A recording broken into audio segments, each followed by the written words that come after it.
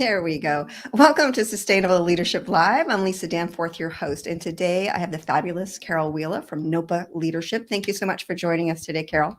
You're so welcome, Lisa. I'm thrilled to be here. Awesome.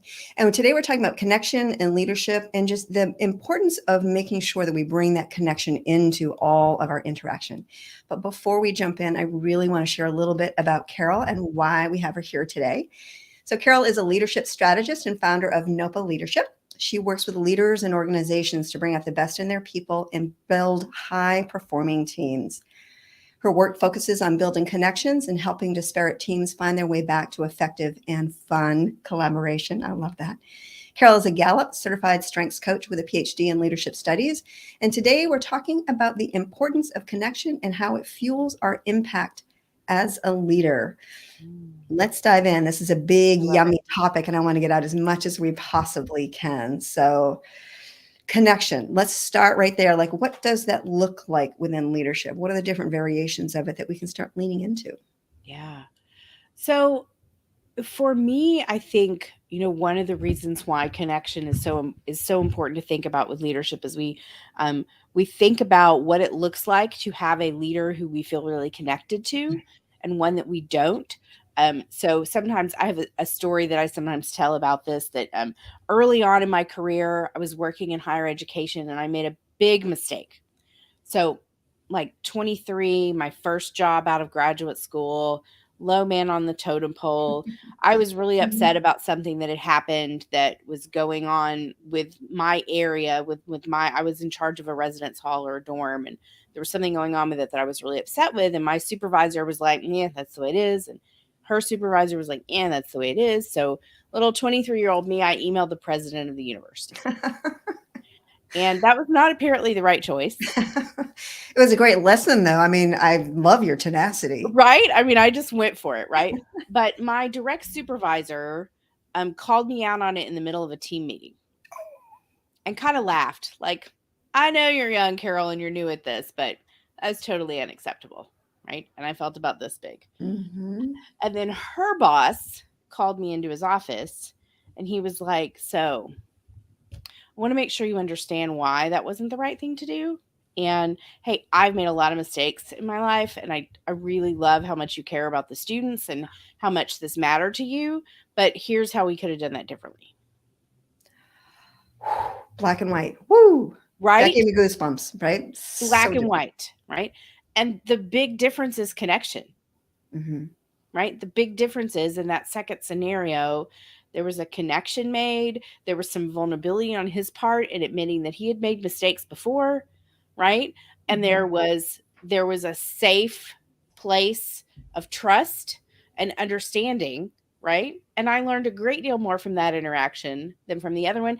And I trusted him the rest of the time I worked there, and I was a little bit more tiptoey around my direct supervisor, right? Yeah, that psychological safety is key in anything that we do, personal, professional, whatever it is. And like you said, with that psychological safety, we build that connection, but we also build that foundation of trust, which inspires people to step forward and explore more, try new things, fail, if they've got this safe space to do that. Yes. Yes. And that, I believe that connection is if we are approaching every interaction with somebody that we are leading and thinking about how can I do this with connection, we will somewhat naturally provide psychological safety and build that trust. And I think it's so important to connect too. It sometimes takes us a moment to pause, to get the habit, to build the muscle to be able to do that instead of just being reactive, and especially in today's day and age where we're just bombarded by so many things, that when we're grounded in what that looks like, but also our core values, helps us support and sustain that. Yes. It takes more time. And I think that's a lot of times we're moving so fast. And here's the interesting thing. I think this is relevant. Sometimes people are like, well, I don't need to think about this because I'm not a leader. But like, if we think about what leadership really means, of influencing others to take action, we all have scenarios in which we have to do that, right? And it is as relevant in how we think about leading our kids, to leading our spouses, or even sometimes our bosses. Yeah. Mhm. right? It goes all around. Can you talk a little bit about leading ourselves? Because I think I'm a firm believer that leadership starts from within in Yeah. order to make that connection, build that trust and sustainability. I think this is a really interesting thing because a lot of times we don't think about connection as it relates to ourselves. But I'm someone who I've worked on this a lot in the last 15 to 20 years, but particularly as a young professional, I lived almost exclusively in my head, right? I was Totally. disconnected from every other part of me, right? Like, whatever, I don't need to be connected to my body. It's just all in my head. And we can get so focused on the job that we're doing and the things going on in our brain that we just become disconnected from our physical body, from our emotions, from all the other Mhm. things that are going on. And when we are at that point, we can't really lead ourselves, We're not right? connected. No, we're not connected. We don't even know what all of us needs, right? What all of that person that we are needs. And so I think that connection is the first place because it allows us to understand what we really need to be at our best. Um, and then to find that moment of pause to see what that is and to make a decision about how we can fulfill that need, right? So that I think leadership of ourselves starts with figuring out how to meet our own needs. Beautiful. So that we can be open and growth to serve other Yeah. people at that higher Yep. level. So let's talk about that connection helping us be more effective and actually more productive by Mm, being able to discern, what is it that we want to do, what we to complete on that to-do list, and what is it to not do. yeah. I think one of the things that's important about thinking about connection from a leadership perspective is that a lot of times we are so goal driven and action oriented, and we want to get a lot of things done, and we want the people around us to get a lot of things done. And sometimes we feel like that means spending all of our minutes doing the work and them also spending all of the minutes doing our work. But the reality is when we pay attention to what other people need, right? The Gallup has a structure that they call the four needs of followers that comes out of the book Strengths Based Leadership that I really like because it's simple, right? But they talk about trust, compassion, stability, and hope. Mm. Those are the four key needs of leaders or of followers. I apologize for my dog in the background. No, I love it. This is life these This days, is right? live. This is how it. I actually meant to put him in his crate before I got on, and I did not do that. But he will quiet down hopefully in just a minute. So when Gallup talks about the four needs of followers, like if we think about those four things, trust, compassion, stability, and hope, the best way to build those things is connection. And we really can't build them by just doing tasks.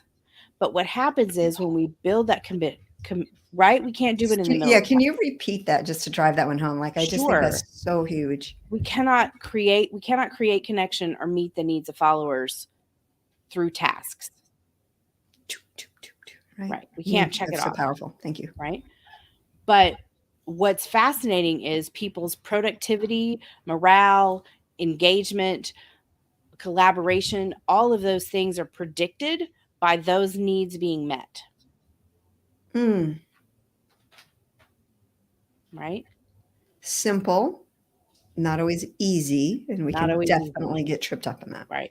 But the people around us will get more done when their needs are met. Now, there are some keys. It's funny because, I've been studying leadership for a long time. And so I know some old theories that we don't talk about very much, right? But we can go all the way back to Maslow's hierarchy. It Mhm. works the same way. There are some basic needs that people need as followers, right? They need to know what's expected of them, they need to have the tools to do their job. Right. If they don't have those things, all the trust and compassion and stability and hope still won't help them take the action. But when those basic needs are met, what they need is to feel connected to the leader, to feel engaged, to feel like the person knows them and trusts them. They're empowered to take action. They're going to be developed. All of those things will make them more productive. So true. So, So we so, so get true. more done when we slow down. Yeah. Can you give some examples for the leaders out there that are just all about to do, you've got to be more productive, like Yeah. how some tools to help them or habits to help them to slow down and be more compassionate, be more engaged and connected with their employees? Give it to you. Absolutely. So one of the things I think is important about this is like it's when I start talking, people are like, that takes so much time. I can't devote my whole work day to that. Well, first off, one of the things is a mindset issue for the leader and recognizing that that connection with your people is your job. Love that. First, that. But second off, some of this doesn't take near as much time as you think it does, right? So, a couple of examples. One, um, vulnerability, like in my story I talked about before. So simply like in a moment when someone else is struggling, being able to share, I've struggled with that too. Or in a Mhm. moment when you're explaining a task that somebody is concerned about or not sure how to do, being vulnerable and saying, hey, we can figure this out together. Those little moments provide a lot of connection. So I said earlier, you can't meet followers' needs as a task, but you can do them while you're getting the task done. It doesn't Mm. always, it's not always a wholly separate, I've got to spend 2 hours a day just in connection, right? The second thing that I always tell people, if there were two things I said I think you need to do, and there are lots of examples, but two, be vulnerable and ask more questions, right? I love curiosity. There's just, Right. bigger, better questions bring bigger, better answers. And Absolutely. Absolutely. And ask a deeper question, right? So if you have 2 minutes to spend with somebody to ask them how the rest of their life is going, instead of just saying, "How was your night?" say, "How was your kid's baseball game?" Or yes. "How are things going with your kids? I know like at some point you had mentioned that your teenager was struggling. How's that all going?" Like ask a question that opens the door for them to be Mhm. vulnerable and just share a little bit, and that like 2 minutes will change how they feel about the whole rest of their day. Yeah. And that, again, building that trust, that psychological safety for them to explore when they're struggling or whatnot. You Yeah, just reminded me of a post.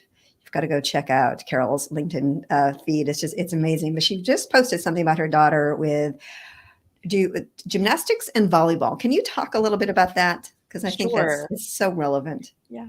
So I love working with teams. And one of the things that I'm always trying to explain to people is the difference between, like, I call it a sum of the parts team and a truly collaborative team. And my daughter recently, so last year, she was doing gymnastics and she's done gymnastics for a long time. And so last year, she spent a year on a competitive gymnastics team and she loved the actual gymnastics and the being out there.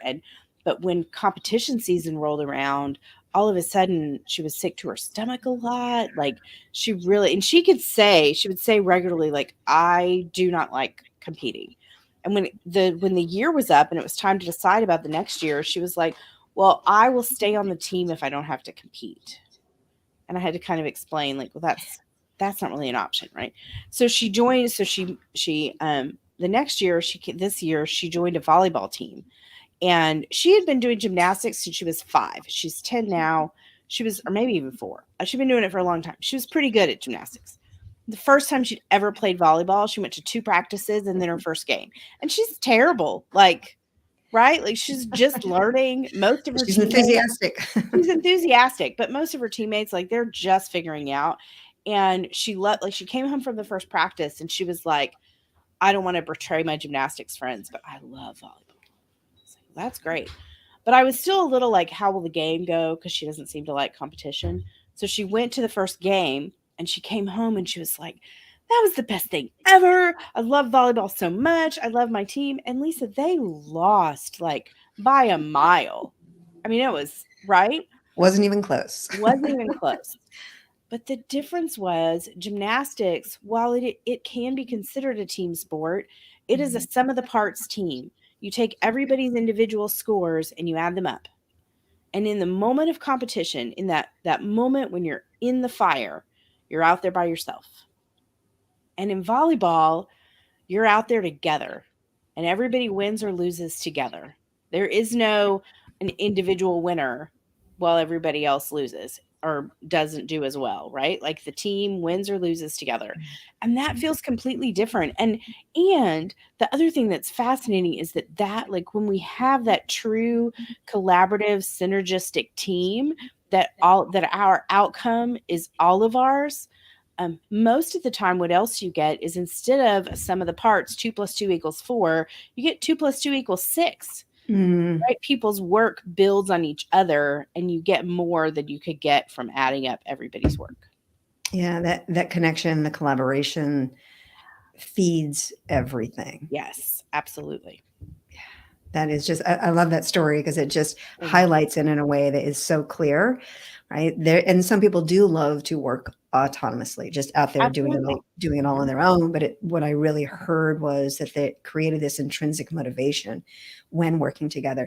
I remember reading a study one time about how people will they're more apt to let themselves down. So if they've set a goal, whether it's for themselves or work, whatever it might be, they will tend to let themselves down far more than they'll let a team down. So when we're a Yes. part of a cohesive team, we're not going to drop the ball because we want to be a part. We want to contribute at a high level. Right. Right. And we know that, like, we will, if we let ourselves down, we're the only one that it mattered to, right? Mhm. And if we're part of that team, we know. And the more collaborative and the more everybody's work depends on everybody else, the more true that is, right?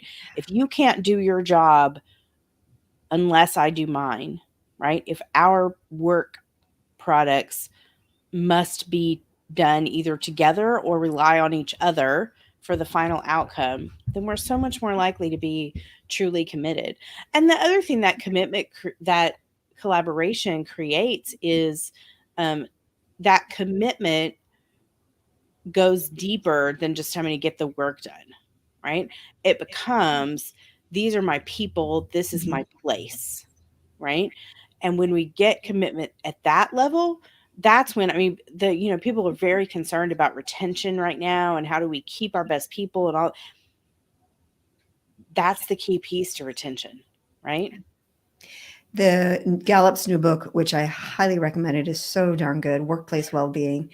They talk about that, the importance, and because there are some leaders who, don't talk, don't chit chat, don't whatever, but it actually helps create a more cohesive team, but also for people to be more productive, Yes. which I think sometimes to some people can be very counterintuitive when you actually Yes. invite that connection, invite the conversation, create an environment inside and out of work that people are together. Yeah. But just to back up a little bit, what I really heard you say earlier just was that building that trust within the team.